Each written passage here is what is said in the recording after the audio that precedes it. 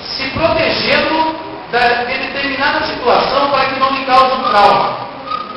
Só que o cérebro dele, na verdade, está protegendo, no caso, a si próprio.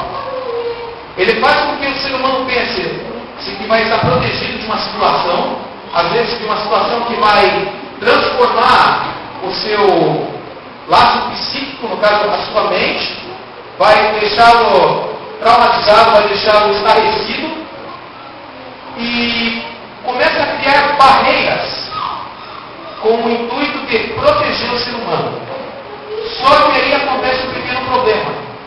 Essa barreira é de sobremodo tão eficaz que faz com que nós, se não tomarmos cuidado, nos tornemos dependentes dela e, através dessas barreiras, nós começamos a ter atitudes que influenciam a nossa vida financeira, que influenciam a nossa vida familiar, a nossa vida cotidiana no trabalho e principalmente a nossa vida espiritual. Aí nós pensamos como aquela pessoa que se isola, aquela pessoa que fica rancorosa, aquela pessoa que fica de cabeça baixa o tempo todo, achando que não é nada, pensando que a pessoa está conseguindo viver uma vida completa nas mãos de Deus, mas na verdade está se protegendo de alguma coisa que na realidade não existe, de algum problema que ela aprendeu a criar medo de conseguir resolver. Começou a aprender a criar medo, a criar uma certa apatia por algumas situações na vida. Às vezes nós enfrentamos situações que hoje para nós parece impossível de realizar. Só que depois de um tempo, quando nós conseguimos, graças a Deus, vencer essas situações, de repente lá na frente nós nos enfrentamos com ela de novo. Só que nós temos medo, parece que no lugar de aprendermos com a lição do passado, nós enfrentamos novamente aquela lição como se nós nunca tivéssemos visto. É como se o nosso cérebro quisesse nos proteger. Só que na verdade está nos deixando abertos a outros tipos de problemas. O que a gente aprende? Esse tipo de problema, esse tipo de barreira, eu quero deixar aqui nessa noite, que são os fantasmas que nós vamos aprender a descobrir em nome de Jesus. São os tipos de fantasmas que nos impedem de conseguir ter uma fé ainda maior na palavra de Deus. É um tipo de fantasma, vamos colocar esse fantasma entre aspas, que consegue cauterizar o nosso cérebro, na nossa mente, em captar e absorver o que Deus tem para nós a cada culto que nós vimos. Cada culto que nós ouvimos.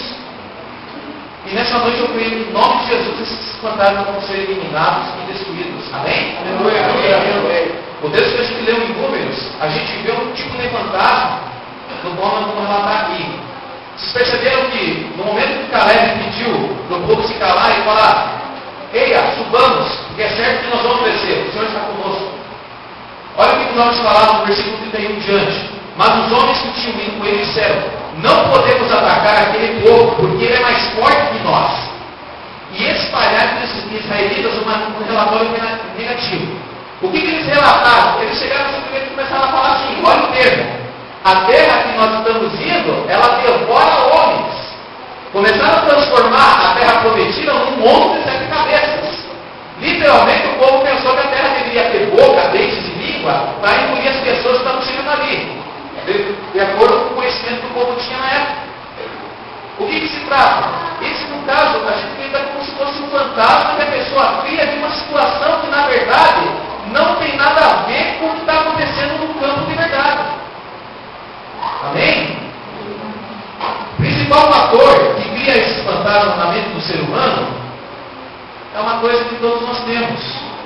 Que, na verdade, é um fator que o ser humano tem como defesa, mas muitas das vezes ele é utilizado de maneira excessiva e transforma isso numa doença, que se chama medo. É natural que todos nós temos medo. Cada um aqui, eu creio que cada um tem medo de alguma coisa. Se fosse brincar aqui, particularmente tem medo de sapo. Nada. Mas o que é o medo em si?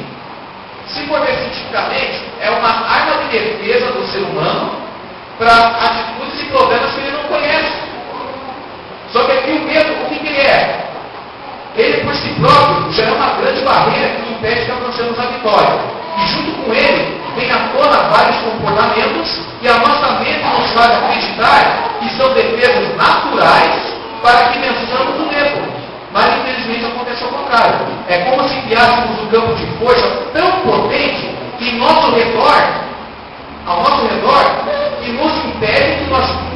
de uma vida normal, uma vida que nós tínhamos antes de enfrentarmos alguma situação adversa. Tudo porque temos medo de sofrermos outra vez. Como algumas pessoas pensam assim, nós às vezes enfrentamos uma determinada situação que quando enfrentamos ela várias vezes, parece, como diz o ditado popular, nós ficamos calejados no assunto. Mas tem muitas vezes nós enfrentamos alguns tipos de situação que transforma a nossa vida em algo assim, como vamos dizer, como se nossa mente fosse temido. Qualquer ataque daquele problema nos deixa incapacitados. Nós podemos ficar 10 anos aqui na igreja, buscando, adorando, podemos ter uma vida de oração contínua, 30, 40 anos na igreja, e de repente acontece uma situação que de uma certa forma faz com que nós caiamos. De uma maneira que os 30, 40 anos de igreja que nós temos não significaram nada. É fácil ver uma pessoa, de repente, pregando, ministrando louvor aqui em cima, de repente aconteceu uma situação com ela aqui na porta para fora, e de repente, não nada, ela caiu. Você não compreende essa mensagem? É muito fácil para nós levantarmos a mão para o céu e dizer que Jesus é o nosso Senhor. É muito fácil dizer aqui em cima. O negócio é provar lá fora. O negócio é lá fora, na hora que eu for enfrentar Satanás frente à frente, é verificar se eu vou conseguir passar ileso por uma das ciladas dele. Assim como foi com a vida de Jó, é com a nossa vida. Por quê?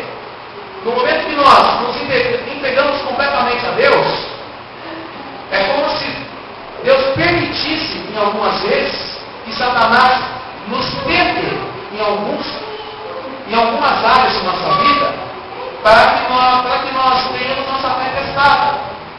Para ver até onde nós conseguimos. Só que o problema é que nós muitas das vezes pensamos que Deus não tem nada para nem aí para nós. O problema é que muitas das vezes nós queremos só o bem bom da vida. Nós não queremos enfrentar as adversidades, nós não queremos enfrentar as situações que nos levam a experimentar ter uma vida de oração mais forte.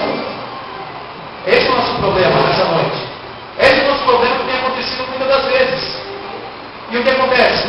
No primeiro desafio, você acaba caindo. Aí onde está aquela fé, aquele compromisso que você tinha com o Senhor? Eu vou deixar bem claro que o medo que nós estamos falando aqui é um medo exagerado, é um medo em excesso, que já como considerar uma doença completamente. Não é um medo que o ser humano tem normal. É um medo que nos deixa cientes de alguma coisa que nós não conhecemos, se é por bem ou por mal. Esse medo é natural. Nós estamos falando daquele medo que a pessoa até para sair de casa tem medo. Isso se trata de fantasmas. A primeira barreira que a gente vê, que nós consideramos um fantasma, nós consideramos um fantasma que o medo provoca, é o conhecido fantasma do rancor e do desprezo. Quantos aqui, alguma vez na vida, já sentiram rancor de alguma coisa? Quantos aqui já sentiram desprezo? Quantos aqui, até involuntariamente, já desprezaram alguém, até mesmo? Esse fantasma do rancor e do medo, sabe o que ele atua? Eu vou dar um exemplo. Imagine que você, quando você era pequeno, você tenha assim uma experiência traumática, ou alguém te xingava, você teve uma briga muito séria, ou alguém que fazia brincadeira com você e você não gostava, e você não teve tempo de liberar perdão para essa pessoa, e um dia vocês se separaram. Então você fica remoendo aquele negócio no seu coração, você fica remoendo, você fica transformando aquilo ali, vai transformando numa bola de neve. Quando de repente você descobre, você acaba se reencontrando com essa pessoa, você não tem a liberdade de você falar com ela. Por quê?